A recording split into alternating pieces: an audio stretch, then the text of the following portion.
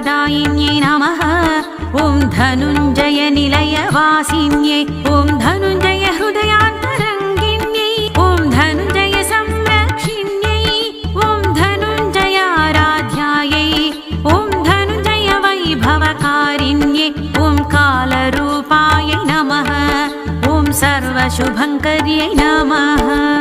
एकचित्तायै जगदीश्वर्यै, एकचित्तायै जगदीश्वर्यै, नागलोकदक्षिण्यै, क्षीरप्रियायै, पञ्चभूतेशे मानसा देवी।